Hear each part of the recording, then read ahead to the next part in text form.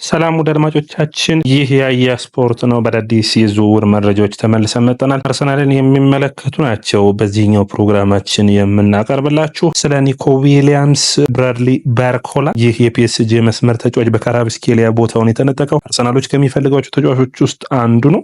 ሌላኛው የሚሆነው አርሰናል አሁንም በዝውውር መስኮቱ ላይ ኮሬስ እና ከሴስኮ አንዱን የመምረጥ ግዴታ ይጠበቅባቸዋል። እንደ ቡድን አርሰናሎች ማጥቃቱን ከመከላከሉ ጋር ባላንስ ለማድረግ ስላሰቡ የተለያዩ ተጫዋቾች ላይ በዝውውሩ ላይ እንቅስቃሴ እያደረጉ ነው። አንዱ የሚሆነው በማጥቃቱ በኩል ዛሬ ከሊሮን ሳኔ ኤጀንት ጋር ንግግሮችን አድርገዋል። የሳኔ ኤጀንት እንግዲህ አርሰናሎች ጋር ንግግር ማድረጉ ለእንግሊዝ ፕሪሚየር ሊግ መመለስ ስለሚፈልግ ነው። አርሰናሎች የቀይ መስመር ቡካዮ ሳካን የሚያግዝ ተጫዋች ይፈልጋሉ። በግራ መስመር መሰለፉን ተከትሎ ከዚህ በፊት ደግሞ ከማይክል አርቴታ ጋር አብሮ መስራቱ ተመራጭ ያደርገዋል። ነገር ግን እንግዲህ በዘንድሮ ውድድር ዓመት የኦሊሴ ተቀያሪ ሆኖ በባየር ሙኒክ በ30 ጨዋታዎች 13 ጎሎችን እና እንዲሁም ደግሞ 10 አሲስቶችን ማድረግ ችሏል። ጥሩ ብቃት ላይ ያለው ሊሮን ሳኔን ወደ አርሰናል መምጣት የሚችል ከሆነ አርሰናሎች የተለየ በተለይ በመልሶ ማጥቃቱ ረገድ አርሰናልን የሚያግዝ ይሆናል ተብሎ ይጠበቃል። ወደ አድማጮቻችን ያያ ስፖርት ነው። ላይክ፣ ሼር፣ ኮሜንት፣ ሰብስክራይብ ማድረጋችሁን አትርሱ። እንግዲህ ወደ አድማጮቻችን የመጀመሪያው መረጃ የሚሆነው አርሰናሎች በጥር ጀምረው የዝውውር መስኮቱን ያጠናቀቁት ምርጡ ተጫዋች ብለው አስበው በዝውውር መስኮቱ ላይ ያስፈረሙት ከሪያል ሶሴዳድ የመጣው ማርቲን ዙቢሜንዲ ነው። የዚህን ተጫዋች የኮንትራት ማፍረሻውን ለመክፈል ሙሉ ነገሮች አልቀዋል። ነገር ግን የጤና ምርመራውን በዚህ ሳምንት ያደርጋል። ዝውውሩ ደግሞ በሐምሌ ወር ነው ይፋ የሚሆነው አርሰናሎች እንዲሁም ሪያል ሶሴዳዶች በሚቀጥለው የውድድር ዓመት ሺት ውስጥ እንዲጠቃለል ነው የሚፈልጉት። በዚህ የውድድር ዓመት የውድድር ዓመቱ መጨረሻ የሚሆነው ጁን 30 ነው የሚሆነው። እስከዛ ድረስ በዚህ የውድድር ዓመት ካላንደር ውስጥ ገንዘቡ እንዲካተት አይፈልጉም። ያንን ተከትሎ ይህ ተጫዋች እንግዲህ አርሰናልን የሚቀላቀልበት ሐምሌ ወር ጀምሮ ሊሆን የሚችልበት እድል ይሆናል ይፋ የሚደረግበት። ሁለተኛው እንግዲህ በፒኤስጂ ቤት በውድድር ዓመቱ ምርጥ ብቃቱን እያሳየ የሚገኘው ብራድሊ ባርኮላን ይመለከታል። ፒኤስጂ 22 ዓመቱ የመስመር ተጫዋች ፈረንሳዊ ነው። ከሊዮን በ2023 ነበር ያስፈረሙት። በጣም አስገራሚ የሆነ ብቃት ላይ የሚገኝ ተጫዋች ነው። 85 ሚሊዮን ፓውንድ ተገምቷል። ይህ ተጫዋች በውድድር ዓመቱ 21 ጎሎችንና 19 አሲስቶችን ማድረግ ችሏል። ምርጥ ብቃቱ ላይ የሚገኝ ተጫዋች ነው። አርሰናሎች ይህንን ተጫዋች የግራ መስመር የማጥቃት ክፍላቸው ለማጠናከር ይፈልጉታል። ይህንን ተጫዋች እንግዲህ እስከ 2028 ድረስ በፒኤስጂ ቤት የሚያቆይ ኮንትራት አለው። 3 ዓመት ኮንትራት ይቀረዋል። ስለዚህ ቦታውን በተለይ በካራብስኬሊያ መቀማቱን ተከትሎ ይህ ተጫዋች ፒኤስጂን ሊለቅበት የሚችል እድል አለ። አርሰናሎች ይህን በዚህ በኩል ደግሞ በሚገባ እየሰሩ ይገኛሉ። ነገር ግን የተጫዋቹ የኮንትራት ጉዳይ አሳሳቢ ነው። ከፒኤስጂ ተጫዋቾችን መውሰድ አሳሳቢ የሚያደርገው ደግሞ አንደኛ ደሞዛቸው፣ ሁለተኛ ደግሞ የሚሆነው የገንዘብ ጉዳይ ነው። ገንዘቡ ለአርሰናል 100 ሚሊዮን ዩሮ ብራድሊ ባርኮላ ያወጣሉ የሚለው ትልቁ ጥያቄ መሆን የሚጠበቅበት ነው። ነገር ግን ባርኮላ በፍጥነቱ በረገድ ድሪብል በማድረግ በአጨራረሱ ረገድ ጥሩ የሚባል ነው። የፒኤስጂ ማጥቃት መስመር እንግዲህ ቻምፒዮንስ ሊጉንም ሲያነሱ ዴምቤሌ፣ ዲዛይሬ ዱዌ እና ካራብስኬሊያ ነው። በቅርብ ጊዜ ደግሞ ፍራንኮ ማስተንቱኖን ከሪቨር ፕሌት ለማምጣት ጥረቶችን እያደረጉ ይገኛሉ። ስለዚህ የፒኤስጂ ማጥቃት ክፍል እየተጠናከረ ከጊዜ ወደ ጊዜ ስለሚመጣ ይህ ተጫዋች የመልቀቅ ዕድል ሊኖረው ይችላል። አርሰናሎች በሚገባ ባለፉት 2 ዓመታቶች ይህንን ተጫዋች በሚገባ መልምለውታል። ነገር ግን ውሳኔዎች የሚጠበቅ ይሆናል። በተለይ የዋጋው ጉዳይ ለመድፈኞቹ አሳሳቢ ሆኗል። ነገር ግን ባርኮላ የአርሰናል የዝውውር ራዳር ውስጥ እንዳለ ብዙ መረጃዎች ያሳያሉ።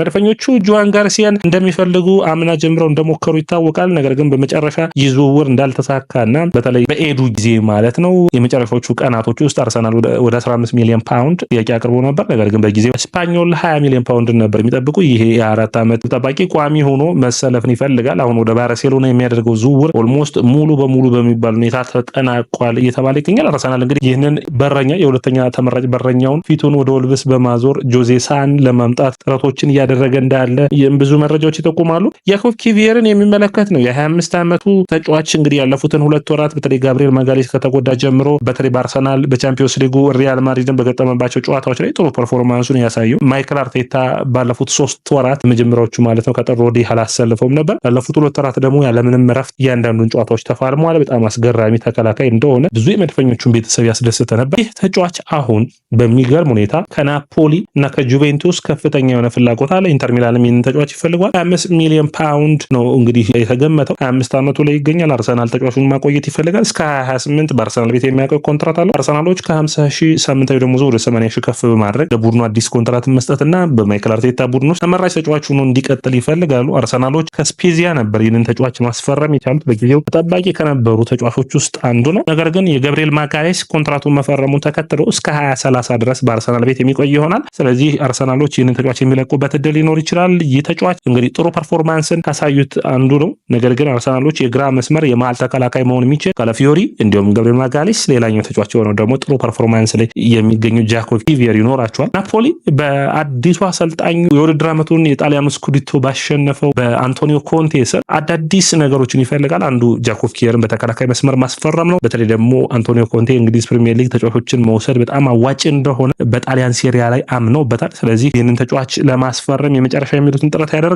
ሌላኛው እንግዲህ መረጃችን የሚሆነው አርሰናል የመስመር ተጫዋቾችን ፍላጎቱ እንደቀጠለ ነው። ኒኮ ዊሊያምስ እና እንዲሁም ደግሞ ሊሮን ሳኔን የሚመለከት ነው። ኒኮ ዊሊያምስ ማይክል አርቴታ አሁንም በአርሰናል ቤት የሚፈልገው ተጫዋች ኒኮ ዊሊያምስ ነው። የደሞዝ ጉዳይ ብቻ ነው። እንግዲህ 45 ሚሊዮን ፓውንድ ወይም 50 ሚሊዮን ዩሮ የሚያወጣውና ልዩ ተጫዋች፣ ነገር ግን ድርድሮቹ እንደቀጠሉ ናቸው። እንግዲህ አርሰናሎች ይህንን ተጫዋች መጨረሻ የሚያገኙት ከሆነ ደስተኞች ናቸው። እስከ 300,000 ድረስ እንግዲህ ይጠይቃል። ያ ደግሞ የአርሰናልን የዝውውር መስኮት ብቻ ሳይሆን ክፍያ ሁኔታዎችም የሚያስቸግራቸው ይሆናል። ነገር ግን እንግዲህ እስከ መጨረሻው ድረስ ጥረታቸው እንደሚያደርጉ የሚጠበቅ ነው የሚሆኑት። ባርሴሎና ከዚህ ተጫዋች ፍላጎቱ ርቋል። ሌላኛው ቸልሲ ጋር ነው በዚህ ተጫዋች ጉዳይ የሚፎካከሩት። ሌላኛው ተጫዋች ወደ አድማጮቻችን ሊሮን ሳኔን የሚመለከት ነው። ሳኔ በአርሰናል ቤት እንግዲህ ይህንን ተጫዋች ለማምጣት ጥረቶች እንዳሉ በግልጽ ይታወቃል። ነገር ግን የመጨረሻ የሚሉትን እንቅስቃሴዎች ለማድረግ ያስባሉ። ሊሮን ሳኔ በአርሰናል እንግዲህ ከዚህ ቀደም የማይክል አርቴታ በማንቸስተር ሲቲ ቤት አብሮት የሰሩትን ተጫዋቾች በማምጣት ይታወቃል። ገብርኤል ሄሱስ፣ ዚቼንኮን አምጧል። ከዛ በኋላ ደግሞ ራሂም ስተርሊንግን በውሰት አሁን ደግሞ